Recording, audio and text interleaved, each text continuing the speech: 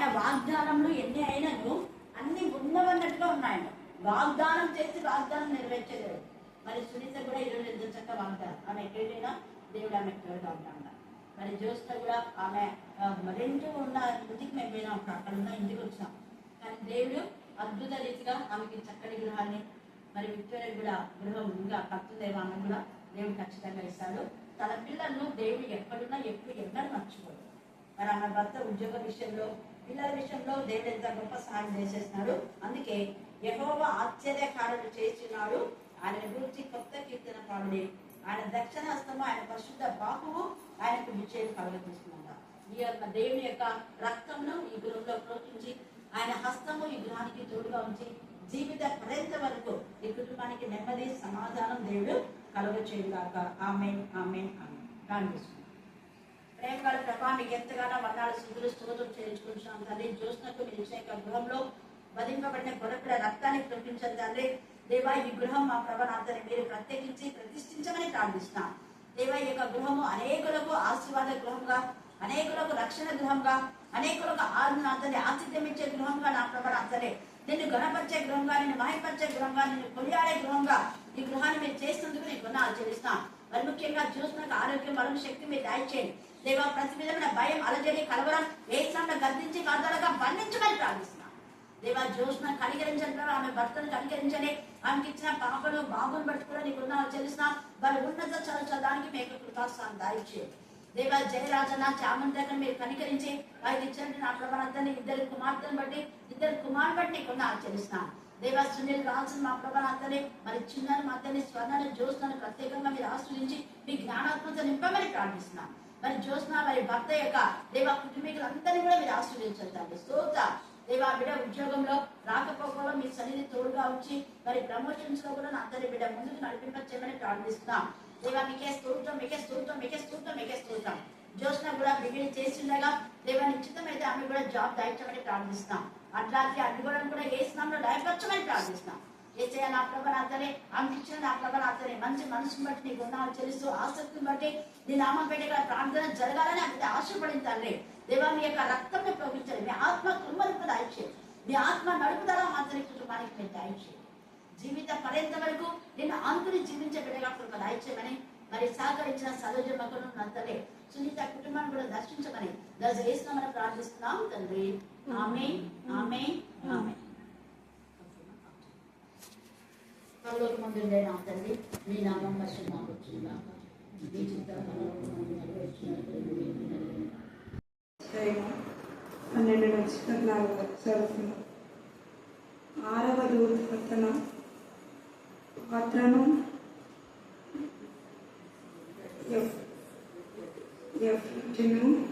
అను మహాదినము మీద కూర్చుండ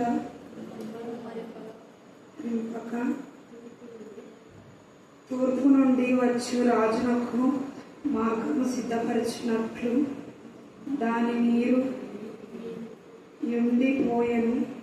ఎండిపోయెను. మరియు ఆ ఘటసర్పము నోటి నుండి క్రూర మృగము నోటి నుండి అబద్ధ ప్రవక్త నోట నుండి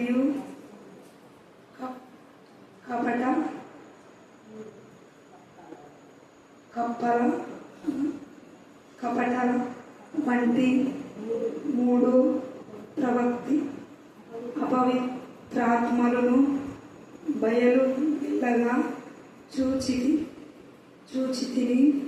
అవి సూచనలు చేయనట్లు దయ్యముల ఆత్మలే అని సర్వాధికారమైన దేవుని మహాదినమున జరుగు యుద్ధ మునక్కును లోకమంతయు ఉన్న రాజులను పోగు చేయవలెను అని వారి యుద్ధకు బయలు వెళ్ళి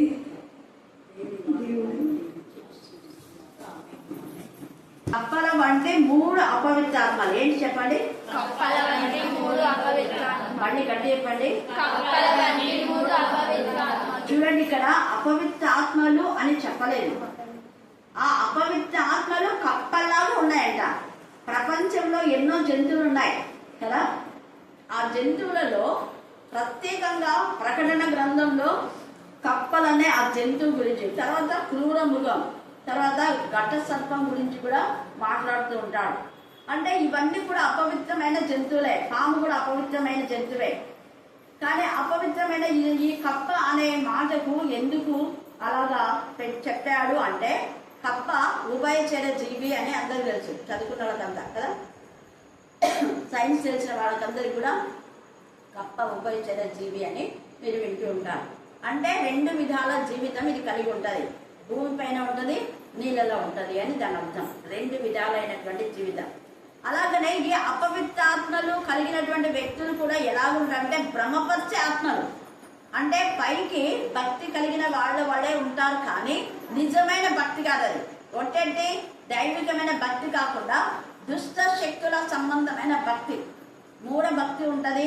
తర్వాత దేవునికి విరోధమైన విధానంలో ఆ లోకానుసారమైనటువంటి ఆరాధన, ఆ భక్తి కూడా ఉంటుంది. ఆత్మానుసారమైన భక్తి, ఆత్మానుసారమైన భక్తి యథార్థంగా ఉంటుంది. ఇలాగ 2 విధాలుగా ఉంటుంది. ఉంటే క్రీస్తులోనైనా ఉండాలి, లేకపోతే లోకంలోనైనా ఉండాలి. కానీ కొంతమంది క్రీస్తు వైపు వాక్యం చదువుతారు, ప్రార్థన చేస్తారు, వాక్యం చెప్తారు, పాడతారు. అదే విధానంలో మళ్ళీ లోకానుసారమైన మర్యాదను అనుసరిస్తూ ఉంటారు.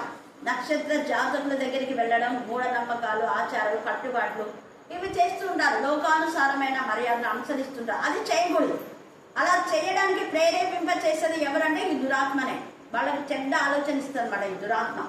ఈ దురాత్మలు కప్పల వంటి 3 అపవిత్రాత్మలు. అవి దురాత్మలు అంటారు, భ్రమపరిచే ఆత్మలు అని కూడా అంటారు. అవి దయ్యముల ఆత్మలు. ఇన్నున్నాయి దానికి పేర్లు. చాలా చాలా పేర్లు పెట్టుకొని అది నటిస్తూ ఉంటారు అనమాట. ఒక్కొక్క చోట ఒక్కొక్క విధానంలో ఈ దురాత్మ పని చేస్తూ ఉంటుంది.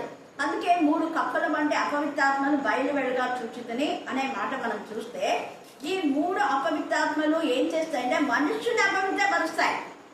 దేవుని యందు వైభక్తి గల వాళ్ళని ఎలాగైనా పడగొట్టాలని చూస్తాయి. యేసు ప్రభుల వారి దగ్గర మరి 3.5 సంవత్సరం ఎంతగానో సేవలో ఉండి ప్రభుతో పాటు ఉండి తిరిగిన పేతురును పడగొట్టింది ఎవరు చెప్పండి? ఎవరు పడగొట్టారు? సాతానే. సాతాను అలాగా ఈ యొక్క పేతురు లోపలికి వెళ్ళి సాతాను ఏమని చెప్పించింది? అబద్ధం చెప్పించింది.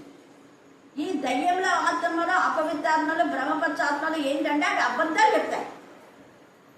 యేసు ప్రభు యొక్క నామమును అవమానపరచడానికి, యేసు ప్రభు నామములకు మరి కించపరిచే విధానంలో ఈ యొక్క పేతురులో ప్రవేశించి 3.5 సంవత్సరము అంతగా అంటి పెట్టుకున్నటువంటి పేతురు ఒక్క నిమిషంలో మనుషుల భ్రమలో పడిపోయి అక్కడ పెద్దలకు, వాళ్లకు, వీళ్లకు భయపడి ఏం చెప్పేశాడు? గమనించు.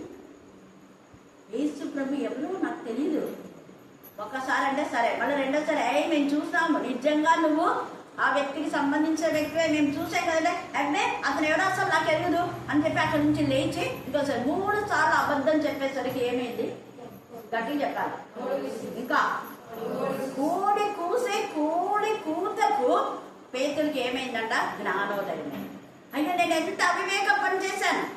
ప్రభుతో ఉండి 3.5 సంవత్సరం ప్రభు ఇచ్చిన అధికారాన్ని నేను తీసుకొని అనేక మందికి మరి రక్షణ స్వార్థ ప్రకటించి ఇంత ఆత్మీయంగా ఎదిగి కూడా నేను ఎలా పడిపోయినని చచ్చిపోయే వరకు పశ్చాత్తాపడ్డాను.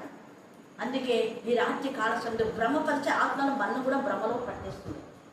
ఆ భ్రమపరిచే ఆత్మల సంగతి తర్వాత దేవుడు చూసుకుంటాడు. చాలా మంది భ్రమలో ముంచేసిన భ్రమలో ఎప్పుడు పడిపోద్దని మళ్ళీ నేను చెప్తున్నాను.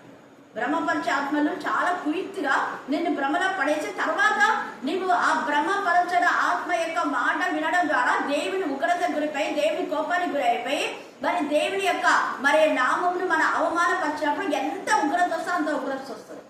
పేతురు అలాగా చచ్చిపోయే వరకు కుళ్ళి ఏడ్చాడు చిన్న అబద్ధానికి. మరి మనం ఎన్ని దేవునికి విరోధంగా చేస్తున్నాం? పరిశుద్ధాత్మకు విరోధంగా చేస్తే ఇక్కడ క్షమాపణ లేదు, అక్కడ క్షమాపణ లేదు. నరుడు ఎవడైనా తప్పు చేస్తే దేవుడికి దగ్గర క్షమాపణ ఉంది, కానీ దేవునికి విరోధంగా చేస్తే క్షమాపణ లేదు. అందుకే ఇక్కడ కప్పల వంటి 3 అపవిత్ర ఆత్మలను తేజగా మాట్లాడుతున్నాడు. ఇక్కడ మనం చూస్తే లేఖన భాగం కూడా యెజబెల్ అనేటువంటి ఈమె 450 మందిని అబద్ధ ప్రవక్తను పెట్టుకొని ఏలియా ప్రవక్తకు వ్యతిరేకంగా, ఏలియా ప్రవక్త దేవుని గురించి ఒకటి బోధిస్తే ఈ యెజబెల్ ఇంకొకటి వారికి వ్యతిరేకంగా చెప్పి 407 మందిని ఏలియాపైకి ఉసిగొల్పింది. కానీ దేవుడు ఊరుకున్నాడా? ఊరుకోలే. ఎంత మానసికంగా కృంగిపోయినాడు ఏలియా. ఆఖరికి ఏమన్నాడు, ప్రభా అందరు మన వాళ్ళందరూ కూడా చంపేసింది ఆ యెజబెల్ ప్రవక్త, ఇంకా నేను ఒక్కడికి ఏం చేస్తాను ప్రభా, నన్ను కూడా తీసేసుకో అని పలుకు పెట్టి బద్దరి వృక్షం కింద కూర్చొని దిగులు చేస్తూ ఉన్నాంట. కేరీతు వాగు అంటే అవి ఎన్నో దినాలుగా స్టెయిన్ వాటర్, అవి ఎంత ఇదిగా ఫ్లోయింగ్ కాదు, అలాగా నిలుపుకున్నటువంటి నీళ్లు అవి మంచిగా ఉంటాయా? ఉండవు. కానీ అదే నీటిని తాగాడు. అపవిత్రమైన కాకిని దేవుడు పవిత్రపరిచాడు. వాటి ద్వారా వచ్చే ఆహారం తినగలిగినాడు. ఎంత నిష్ట కలిగినటువంటి ప్రవక్త. కానీ ఇక్కడైతే మనం ఎంత నిష్ఠగా ఉన్నా మనల్ని పాపంలో పడవేయడానికి ఈ దురాత్మలు ప్రయత్నిస్తాయి. అవి సంఘ పెద్దలు కావచ్చు, పాస్టర్ కావచ్చు, పాస్టమ్మ కావచ్చు, దేవదూతలు కూడా కావచ్చు. ఎందుకంటే దేవదూతలు కూడా తప్పు చేస్తే దేవుడు ఏం చెప్పినాడు? క్షమించనన్నాడు. దేవదూతలు వచ్చి మీకు ఇది కాదు ఇదే అని చెప్తే కూడా వినకూడదంట. ఒకదానికి మనము కమిట్ అయ్యి సంఘంలో ఒక కార్యక్రమంలో మనం ఒప్పందం చేసుకునే పరిశుద్ధాత్మ ద్వారా ఆ ఒప్పందానికి మనం ఎప్పుడైనా కూడా కట్టుబడాలి. ఎప్పుడైనా కూడా ఆ ఒప్పందానికి కూడా మనం కట్టుబడకపోతే పరిశుద్ధాత్మను అవమానపరిచినట్టు, కించపరిచినట్టు, పరిశుద్ధాత్మకు వ్యతిరేకించినట్టే అవుతుంది. అప్పుడు దేవుడు ఊరుకుంటాడా? ఊరుకోడు. అందుకని ఈ కప్పలు బట్టి అపవిత్రాత్మ ఎన్ని జిమ్మిక్ చేస్తాయంటే అన్ని జిమ్మిక్ చేస్తాయి. అందుకని ఇక్కడ పరిశుద్ధాత్ముడు తేజగా ఈ మాట మాట్లాడుతున్నాడు. అపోస్తుల కార్యం 7వ అధ్యాయం 19 నుంచి 24 దాకా చదవండి. అపోస్తుల కార్యము 8, 19 నుంచి 24 దాకా తీసిన వాళ్ళ త్వరగా చూడండి. వారి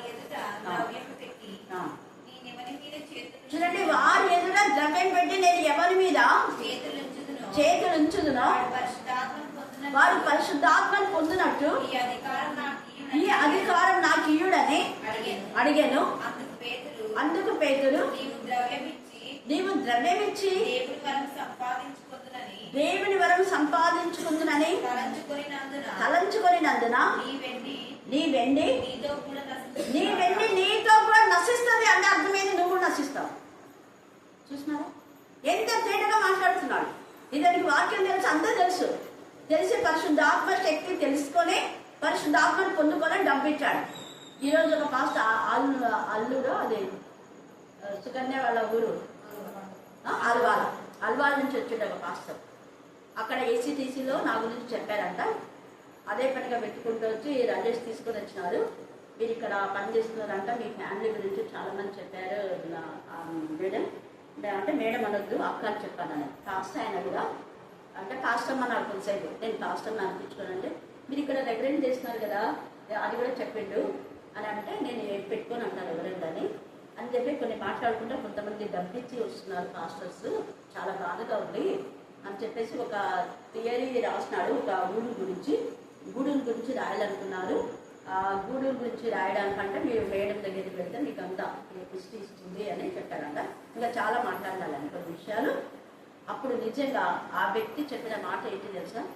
అక్క నేను నిజంగా దేవుడు నాతో మాట్లాడినాడు కాబట్టే ఆయనకు ఆయన భార్య ఎస్సీగా ఉంటే క్రిస్టియన్గా, తర్వాత పిల్లలు కూడా ఎస్సీ ఉండేటటువంటి వాళ్ళు దేవుని సంఘంలో పాస్టర్గా చాలా మంది చూడాలి. పెద్ద కేసు అవుతుంది.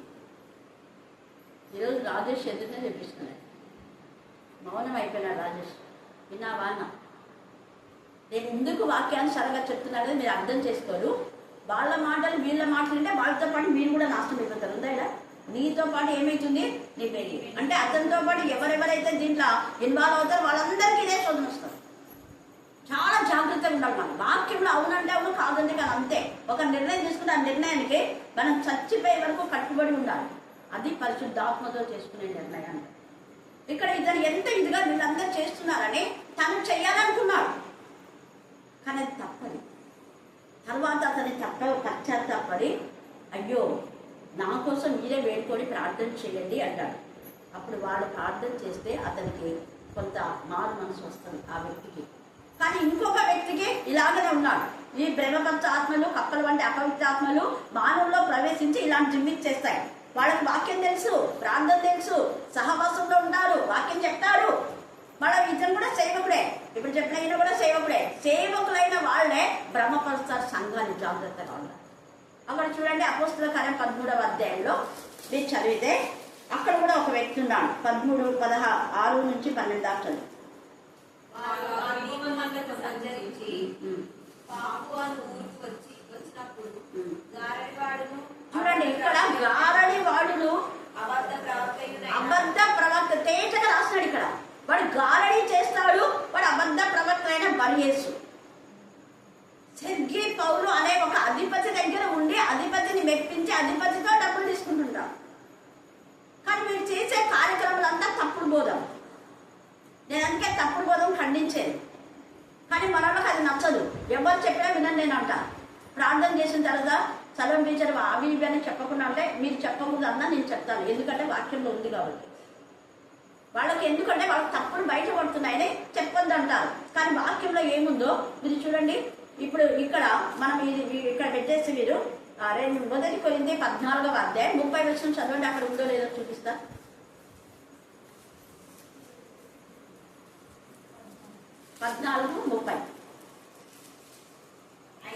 అయితే కూర్చున్న మరి యొక్కనిలో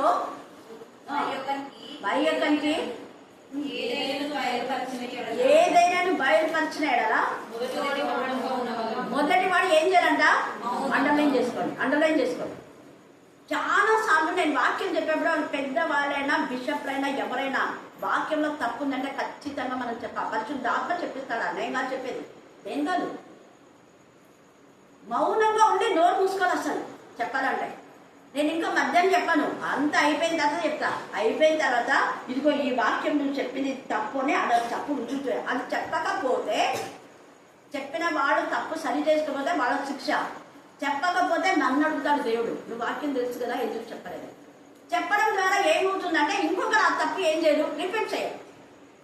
ఇది తప్పని తెలుసుకొని వాళ్ళు మళ్ళా చెప్పాలి. అదే తప్పును 10 మంది 100 మంది అంటే 100 మంది ఆ తప్పు ఏమైపోతుంది? అబద్ధము సత్యమైపోతుంది. 100 అబద్ధాలు ఏమైపోతుంది? లేదా 100 మంది చెప్పినాలే కరెక్ట్ ఉంటుంది. చూడండి ఎంత బ్రహ్మపచ్చ కప్పలు వంటి అపవిత్రాత్మలు చేసే పనులు ఇవే. తప్పును సమర్థించుకోవడం అస్సలు మంచిది కాదు. అందుకే ఎవరు చెప్పినా కూడా అసలు ఇంతకుముందు ఎవరు అనేవాళ్ళు కాదు, చెప్పమని వాళ్ళే చెప్పేవాళ్ళు. అలా చెప్తున్నందుకే వీళ్ళు మారుతున్నారని పాస్టర్స్ అన్నారు, చాలా మంది సంఘ పెద్దలు కూడా అన్నారు. నువ్వు ధైర్యంగా చెప్పేసమ్మా దేవుడు నీతో ఏం చెప్తా అని ఎంతమంది సంఘ పెద్దలు సపోర్ట్గా ఉన్నారు. కానీ ఇప్పుడు కొంతమందిలో దురాత్మ ప్రవేశించింది. ఆ దురాత్మతో ఎవరైనా ఏకీభవిస్తే ఏ దురాత్మకు శిక్ష వస్తే అదే వాళ్ళ పెద్దలకు వస్తుంది. ఎట్లా అంటే ప్రకటన 12 చాలాసార్లు చదివి వినిపించాను, అవునా కదా? అక్కడ ఎవరెవరైతే దురాత్మకు ఏకీభవించినారో ఆ సర్పానికి చెప్పిన మాటలు వింటే ఆ అపవిత్రాత్మతో పాటు ఆ ఘట సర్పం తాడు 3 భాగాలను తన వైపు మరల్చుకుంది. 3 భాగాలు మరల్చుకొని విరమిగింది. ఇంకా సరిపోయిందే, మేమంతా మా వాళ్ళని తీసేసుకున్నాము, వీళ్ళంతా మా వాళ్ళని అనుకుంది. కానీ ఘట సర్పం తాడు ఎంతమంది కన్నారు? 3 భాగాలు కన్నారు. హామాను భార్య చెప్పిన మాటకు ఎవరెవరు ఏకీభవించినా వాళ్ళందరూ కలిసి చాలా మంది చనిపోయారు. అలాగనే ప్రకటన 11వ అధ్యాయంలో 2 సాక్షులను బాధ పెట్టినందుకు వాళ్ళంతా ఏం చేస్తారు? డిన్నర్లు చేసుకున్నారు. ఇంకా అయిపోయిందే, మేము గెలిచేసామని డిన్నర్లు చేసుకుని ఎంజాయ్ చేసినారు. అయితే ఆ తర్వాత ఏమైంది? దేవుని యొక్క ఉగ్రత వాళ్ళకు వచ్చి 2 బాధ పెడితే 7,000 మంది, అంటే అక్కడ ఒకవేళ 70 మంది ఉండొచ్చు, 70 మందికి కలిసిన వాళ్ళు కూడా ఎవరెవరైతే సపోర్ట్ చేసినా వాళ్ళందరూ చచ్చిపోయారు. ఉందా? ప్రకటన 11లో చదువుకోండి. నేను ఎందుకు ఈ లేఖన భాగాలు చెప్తున్నాను మీకంటే పరిశుద్ధాత్మకు వ్యతిరేకంగా మనం అస్సలు మాట్లాడదు. ఎవరైనా కూడా కలెక్టర్ వచ్చి చెప్పినా కూడా వినదు, ఎవరు వచ్చి చెప్పినా వినదు.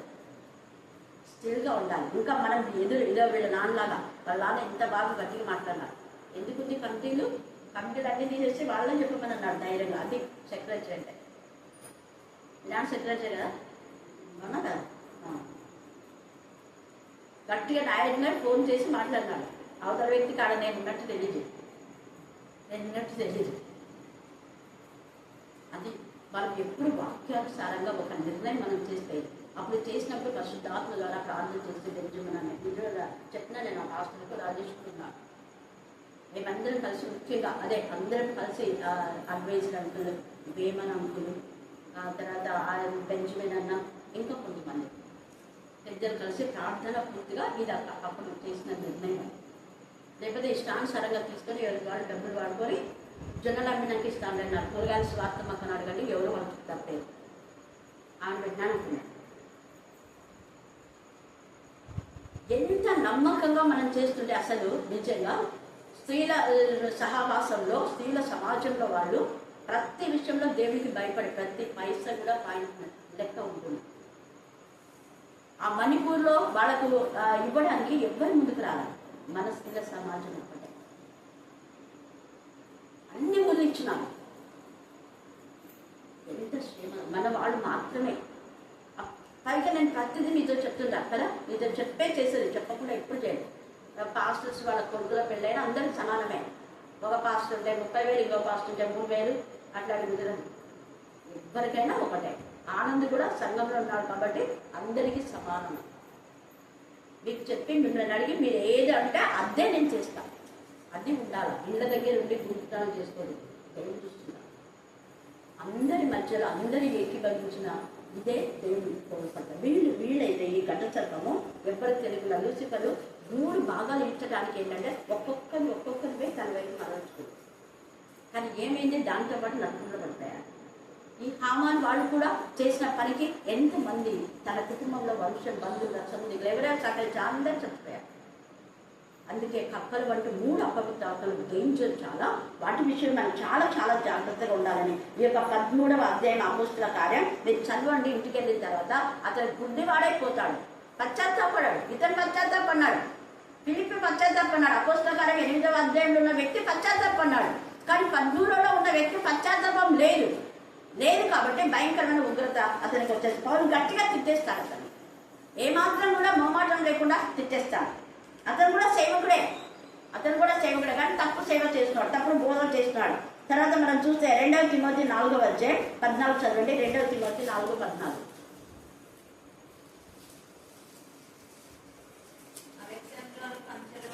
చూడండి, ఇక్కడ కొన్ని జంతువుల పేరు వాళ్ళు రాస్తారు. అలెగ్జాండ్రియా అనే కంచెరి గాడిద మా మాట ఏం చేయడం లేదు, చాలా కీడు చేస్తున్నాడు. వాడి సంగతి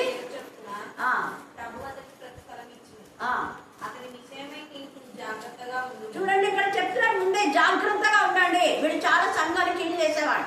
నేను కూడా కొంతమంది చెప్తాను, వాడు కీడు చేయడానికే వాళ్ళు ఉన్నారు కాబట్టి వాళ్ళు కీడు చేసే వాళ్ళ విషయం జాగ్రత్తగా ఉన్నారు. వాళ్ళు చెప్పిన మాట వినకూడదు. మనం పరిశుద్ధాత్మ ఏం చెప్తా దానికే మనము ఆ మాటకే మనం ఒప్పుకోవాలి. నేను అదే చెప్తాను. ఇక్కడ కూడా తేజగా మాట్లాడుతున్నాడు.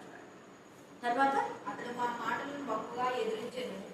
నేను మొదట సమాధానం చెప్పినప్పుడు ఎవడను నా పక్షంగా లేడు. తర్వాత అందరు వెళ్ళిపోయిన తర్వాత వాడి గురించి తెలిసింది. అప్పుడు వస్తారు మళ్ళీ పవన్ దగ్గర. పౌలు మాకు బుద్ధి వచ్చింది, మేము తెలియక వాడి మాటని నమ్మి వాడి మాటలే కరెక్ట్ అనుకుని వెళ్ళిపోయినాము. తర్వాత వాళ్ళకి శిక్ష భయంకరమైన ఉగ్రత వస్తారు. అప్పుడు మళ్ళీ పౌలు దగ్గరికి వస్తారు పశ్చాత్తాపం. అప్పుడు నేను సమాధానం చెప్తే ఎవరింటో నా మాట దేవుని గురించి చెప్పాను. నేను పరిశుద్ధాత్మ ద్వారా పౌలు చెప్పాడు. కానీ పరిశుద్ధాత్మ ద్వారా చెప్పిన పౌలు మాటలు నిర్లక్ష్యం చేస్తున్నారు వాడు. ఈ అలెగ్జాండర్ కంచెరి వాడు కంచెరి గాడిదని తేజక రాశాడు. వాడు చెప్పేదంతా అబద్ధ బోధలు, అబద్ధ ప్రవచనాలు, అబద్ధ మాటలు. వాడి మాటలకు వీళ్ళు గిల్డైపోయారు. పౌలు వదిలేసి వాడి దగ్గరికి వెళ్ళిపోయారు. తర్వాత తెలిసింది వాడు నిజం తెలుసుకున్నాడు. బాధ అనుభవించినాక పరిశుద్ధాత్మ వేరుగా మనం ఏది మాట్లాడినా కూడా దేవుని ఉగ్రత భయంకరంగా ఉండదు, తప్పించుకోలేదు. తర్వాత మనం చూస్తే చూడండి, అదే 2వ పేతురు 3:12 చదవండి. 2వ పేతురు 3:12.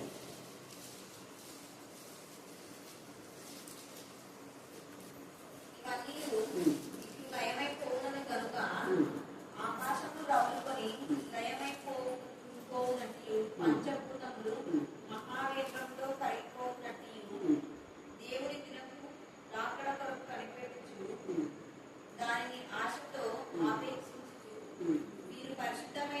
మీరు పరిశుద్ధమైన ప్రవర్తన తేడా ఎట్లాడు ఇక్కడ. పరిశుద్ధమైన ప్రవర్తనతోను భక్తితోను ఎంతో జాగ్రత్త పడండి. మీరు ఎవరి మాట వాళ్ళు నమ్మి మీరు మోసపోవద్దు. జాగ్రత్త పడాలి. వాళ్ళు ఏం చేయలేరు మనల్ని.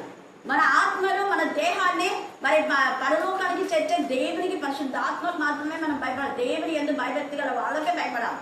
లోకస్తులకు అస్సలు భయపడిన అవసరం లేదు. వాళ్ళు ఏం చేయలేదు. ఎంత తేటగా ఇక్కడ మన ప్రవర్తన మనం సరిదిద్దుకోవాలని మాట్లాడుతూ ఉన్నాడు. తర్వాత 2వ అధ్యాయం 18-19 చదవండి. 2వ అధ్యాయం 18-19. మీరు వ్యర్థమైన డమ్మపు మాటలు పలుకుచు తామే శరీర సంబంధమైన దురాశలు కలవారై తప్పు మార్గమందు నడుచువారు వాళ్ళు తప్పు మార్గం నడుచుచు అప్పుడే తప్పించుకున్న వారికి, అంటే కొంచెం కొంచెం భయం భక్తి ఉన్న వాళ్ళకు, భయపడే వాళ్ళకు ఇంకా భయపెట్టిస్తున్నారు. పోకిరి చేష్టల చేత మనల్ని తొలగిస్తున్నారు. తామే భ్రష్టత్వమునకు దాసులయ్యున్నారు. అటు వారికి స్వాతంత్రం వాళ్ళే భ్రష్టత్వంలో ఉన్నారు. వేరే వాళ్ళకి స్వాతంత్రం ఇస్తాం, బోధన చేస్తామంటారు. వాళ్ళ క్రమాన్ని తప్పించి క్రమం అంటున్నారు. నేను ఏదో అంటుంటా, మీరే క్రమం లేకుండా క్రమాన్ని బ్రేక్ చేస్తున్నారు. 4 వారాలు ప్రతి వారం ఒక్కొక్కరు చెప్పాలి అనండి. అయితే మళ్ళా 3వ వారం చెప్పినారు అంటే క్రమాన్ని బ్రేక్ చేసినట్టే. మీరే అక్రమంగా ఉండి మళ్ళీ వేరే వాళ్ళకి ఏం క్రమం చెప్తారు? మీ కంట్లోనే దూరం పెట్టుకొని వేరే వాళ్ళ నలుసు తీయడానికి ప్రయత్నిస్తే బాగుంటుందా? నిన్న కూడా నేను అన్నాను, వాళ్ళు నవీన పాస్త కొడుకుంటే చెప్పు మీ మమ్మీకి అది ఎవరికి భయపడినాయి. ఎందుకంటే పరిశుద్ధాత్మ ఉండే వాళ్ళు అర్థం చేసుకుంటారు. పరిశుద్ధాత్మ లేకపోతే ఇద్దరు ఉంటారు. సగం లోకం సగం దేవుడు అనేవాళ్ళు ఖచ్చితంగా సంఘాల్లో గొడవ పెడతారు. వాళ్ళ పని అదే. క్రమం వాళ్ళు బ్రేక్ చేసి వేరే వాళ్ళ క్రమం అని చెప్తుంటారు. పరిశుద్ధాత్మ ఉంటే ఖచ్చితంగా ఏ సంఘంలో ఏముంది ఆ క్రమాన్ని పాటిస్తూనే వెళ్తారు. అది ఆత్మ సంబంధమైన వేసిన పితరులు వేసిన పునాది రాయిని తీయొద్దు ఉంది వాక్యంలో. ఉందా లేదా? ఉందా? చదివినారు కదా మీరంతా? హల్లెలూయా, హల్లెలూయా, హల్లెలూయా. ఆ చర్చిని కట్టేటప్పుడు కూడా గోడలన్నీ అట్లనే ఉన్నాయి. తర్వాత వాడిని ఎక్స్టెన్షన్ చేస్తారు. తీలే, పడగొట్టకూడదు. నాన్న అదే చెప్పిండు, అలా చేయకూడదు, అంతా పడగొట్టంటే చేయకూడదు. అలా పితరులు వేసిన పునాది రాయిని తీసేయండు. వాటితోనే మనం ఎక్స్టెన్షన్ చేస్తాం. ఎంత తేజగా లేఖను బాగా వాక్యం చదివితే వాళ్ళు భయపడతారు వాక్యానికి. తర్వాత 3వ అధ్యాయం 17 వచ్చిన చదువు. 2వ తిమోతి 2వ పేతురు 3:17. ప్రియులారా, మీరు ఈ సంగతులు ముందుగా తెలుసుకొని ఉన్నారు కనుక మీరు నీతి విరోధుల తప్పు బోధ చూడండి, నీతికి విరోధం వీళ్ళు. నీతి విరోధ తప్పుడు బోధలు ఏం చేయకూడదు? తొలగింపబడి మీకు కలిగిన స్థిర మనసు కలిగి విడిచి పడిపోకుండా ఏం చేయాలా? కాచుకొని. 1వ అధ్యాయము 1వ వచనము 2వ అధ్యాయము 1 నుంచి 4 దాకా కూడా మీరు తరగతి చదువుకోండి, టైం లేదు. తర్వాత 1 సమూయేలు 24లో కూడా దావీదు లెక్క చూస్తాడు. జనసంఖ్య లెక్క చూస్తే ఎంత ఉంటుందో చూస్తాడు. అది చెప్పమన్నారు, చెప్తాను తర్వాత.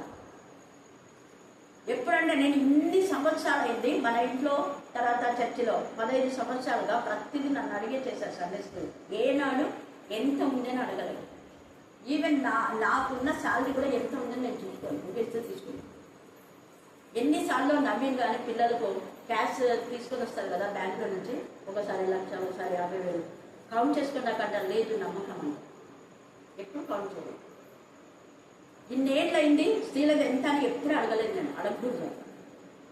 అడిగేవాళ్ళు ఎవరు అడగాలి? అడగకముందే చెప్పేస్తుంటాం ఆల్రెడీ. ఎప్పుడు అడిగేది రిట్రీట్ అప్పుడు నేను ఏం చెప్తానంటే, ఇదే తక్కువ వస్తే ఎంత ఉందని అస్సలు అడగాలి. తక్కువ వస్తే నాకు చెప్పమాట, తక్కువ వస్తే మేము పెట్టుకుంటా, ఇబ్బంది అడగమాట.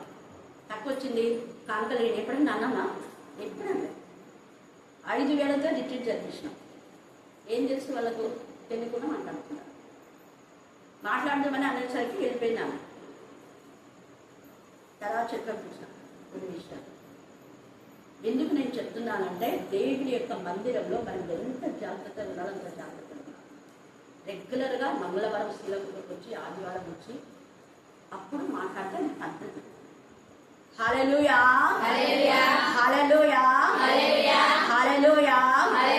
కాబట్టి రాత్రి కాల సమయమందు మనం భ్రమపరిచే ఆత్మలకు, కప్పల వంటి 3 అపవిత్ర ఆత్మలు చాలా భయంకరమైన విధానంలో మనుషులను మరి భ్రమలో పడడానికి, మోసగించడానికి వచ్చాయి. కానీ దేవుడు వాటన్నిటి నుంచి తన బిడ్డలైతే కాపాడాడు. కొంతమంది భ్రమలో పడిపోయి నాశనం అయిపోయింది. ఇక్కడంతా వాళ్ళకు భయంకరంగా శిక్ష ఉంటుంది. ఆ తర్వాత మనం నెక్స్ట్ వీక్ మనం చూసుకుందాం. దేవుడు ఈ లేఖన భాగాన్ని దీవించి ఆస్వాదించుగాక. ఆమేన్ ఆమేన్.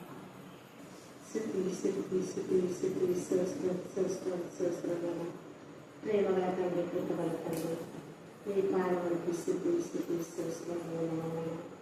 సంవత్సరం అంతా మనం కాచి కాపాడమన్నా ఆకర్షణీయమైన చేయవాలన్నా నెలని జీవిస్తున్నామంటే మీ కృపాన్ని సహాయం మాకు దయచేసిన విధానం బట్టి మీకు స్థితిని చూసుకోవాలి తండ్రి. ముఖ్యంగా నేను ఇంతవరకు మీ బిడ్డలారా పాడతారమైన కొందరైనా అందుని బట్టి నేను స్థితిస్తూ నేను కనపరుస్తున్నాను. మీకు మాట్లాడారనైనా వాక్యమైనా బిడ్డ కాపాడైనా మా హృదయాలు పల్లించి అభివృద్ధి పొందబాధ్యం దయచేసి మీకు నడిపించినాను. దేవాలైనా స్త్రీలైన నిర్ణయం ఈ కుమార్తెదారులైనా ఇలా వాక్యమైనా మా హృదయాలను మరొకసారి ఈ యొక్క వాక్యం యొక్క ఇప్పుడు నేను వాక్యానుసారం జీవించి లోబడబాధ్యం దయచేసి నడిపించిందైనా లోకంలో జీవిస్తున్నప్పుడు ఎన్నో సోదరులు ఇరుకులు ఇబ్బందులు సమస్యలు జరుగుతున్నా ఈ యొక్క వాక్యాన్ని మా హృదయాన్ని ఫలించడానికి నీకు దయచేసిన నీకు నడిపించినైనా సాధారణ శక్తిని దూరపరిచినా ఈ పరిశుద్ధాత్మతో నింపమని నీకు నడిపించిన తండ్రి. ఈ బిడ్డనైనా సేవ చేస్తున్నా ప్రభావి శక్తిని బలను దయచేసిన నీకు నడిపించినైనా ఆరోగ్యంలో స్వస్థతను మాకు దయచేసిన నీకు నడిపించినైనా అనేక ఆత్మలనైనా నీ బిడ్డలైనా మేము వింటున్నామనైనా మీరు తోడుగా మాకు కాపుగా నడిపించమని నీకు నడిపించినైనా నేను ఇది నాన్న ఉపయోగించలేక ఎంతో మందినైనా మట్టికి మందైనా మీ కుమార్తె ద్వారా వాక్యం విన్నానంటే నేను నీ ప్రేమను బట్టి నన్ను నీ కృపను బట్టి మరొకసారి నీకు కృతజ్ఞతగా స్థితిలో స్వస్థాన్ని చెల్లించుతుంది. ఈ బిడ్డకి ఏ సమస్యలు ప్రతి సమస్యలకు విడుదల దయచేయమని నీకు నడిపించినైనా ఏమి తలచిన ఏది తెలియదు నా చిత్తమని చెల్లించుతండి. నీ పాదములకి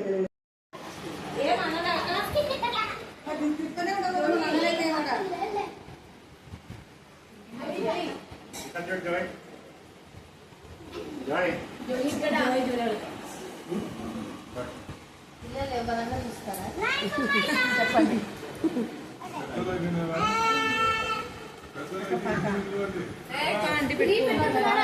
ఫస్ట్ పెట్టే కదా చీరంతా